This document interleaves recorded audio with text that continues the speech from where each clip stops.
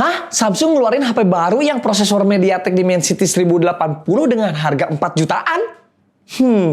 Penasaran kayak gimana HP-nya? Jangan skip video ini.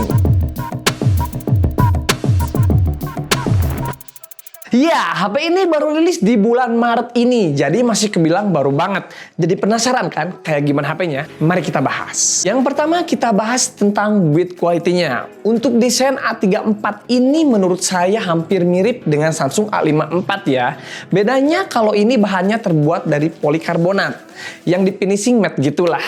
Dan kalau yang A54 lebih ke finishing glossy. Untuk desain belakang HP ini lebih ke flat ya, yang hanya ada tulisan Samsungnya doang. 3 buah kamera mendatar ke bawah dan juga ada satu flash. Nih, cukup simple juga karena di kameranya ini nggak ada si frame-nya. Jadi buat kalian yang mau HP dengan desain yang simple sih ini cocok banget. Dan untuk di bagian samping kanan terdapat tombol power dan tombol volume up and down. Dan di bagian atas ada lubang mikrofon dan lubang slot SIM card. Di bagian kiri sih ini polos, gak ada apa-apa ya. Dan untuk di bagian bawahnya ini terdapat 2 lubang mikrofon dan 1 lubang Type-C. Dan juga di sini ada speaker yang mana speakernya ini sudah stereo, gak mono lagi. Kebangetan sih kalau masih mono. Dan terakhir, di bagian depan hanya terdapat 1 buah kamera yang desainnya itu water drop.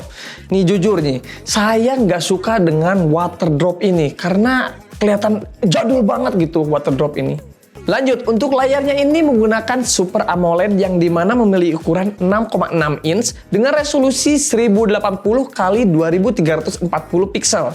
Cukup enak kalau buat nonton, apalagi dengan bezelnya yang cukup standar simetris, juga nggak terlalu besar, nggak terlalu kecil. Untuk refresh rate-nya ini udah 120 Hz, jadi buat scroll-scroll pun udah pasti nyaman.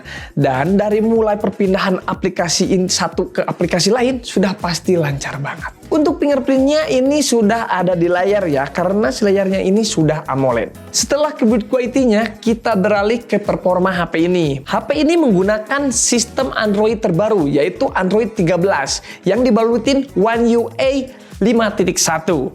Untuk chipsetnya ini nih yang menurut saya bagus banget sih, yaitu chipset MediaTek Dimensity 1080. Wow, ini gila banget sih. Kalau buat main game ringan sih ini sudah pasti dilibas pakai HP ini. Dan juga kayaknya dipakai main Genshin juga bakal cukup enak. Tapi kita coba cek nanti aja ya. Lanjut, untuk RAM-nya ini ada 8 GB yang bisa di up to sampai 8 GB yang mengorbankan ROM internal. Dan untuk si ROM-nya ini ada 2 varian, yaitu 128 GB dan 256 GB. Nah, baterainya ini sendiri dibekali dengan daya baterai 5000 mAh. Jadi buat penggunaan sehari-hari sudah pasti kuat banget deh guys. Saya tes Antutu dan Geekbench-nya. Untuk Antutu-nya HP ini dapat di skor 422 ribuan. Dan buat Geekbench-nya nih yang dapat di skor 1018 buat single core. Dan 2480 buat multi core-nya. Jadi penasaran kan gimana performanya kalau dipakai main game? Nih, saya coba pakai main game Mobile Legends. Untuk Mobile Legends, FPS-nya ini sudah pasti di 60 FPS. Sedangkan untuk settingannya nih, refresh rate-nya ini ditinggi dan juga grafisnya ditinggi juga. Saya coba main game selama 30 menit, baterainya hanya berkurang 9% saja. Nah, sekarang kita lanjut untuk PUBG Mobile. FPS-nya ini dapat di 60 FPS juga. Untuk settingan grafiknya ini mentok di HDR. Sedangkan frame rate-nya ini di Ultra. Main 30 menit baterainya berkurang 10% saja. Buat gyronya juga ini sudah enak responsif. Tapi ini ketika saya pencet tombol peak kok agak delay ya? Apa mungkin ini ngebug atau gimana juga? Saya nggak paham sih. Tapi overall aman sih, nggak ada masalah. Lanjut kita main Genshin Impact. Saya coba main di settingan medium, frame rate-nya ini di 30 fps. Awal-awal agak frame drop sih, tapi lama-kelamaan lancar juga. Saya coba main selama 30 menit, baterainya berkurang 12% saja. Oke, bahas desain udah, performa juga udah. Sekarang kita bakal bahas kameranya ini nih, yang ditunggu-tunggu oleh wanita. Untuk kamera HP ini menggunakan triple kamera, yang dimana kamera utama dibekali 48 megapiksel wide 8 megapiksel ultra wide, dan 5 megapiksel kamera makro. Sedangkan buat kamera selfie-nya dibekali dengan 13 megapiksel wide.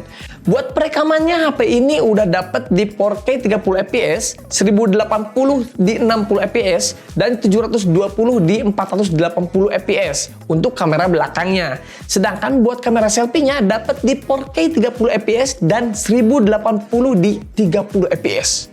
Gila banget. Untuk fitur tambahannya juga nggak ada yang wah. Ya, seperti biasa, hanya ada fitur Pro, Malam, Makro, dan lain sebagainya. Penasaran kan gimana hasil video dan fotonya? Ini dia hasilnya.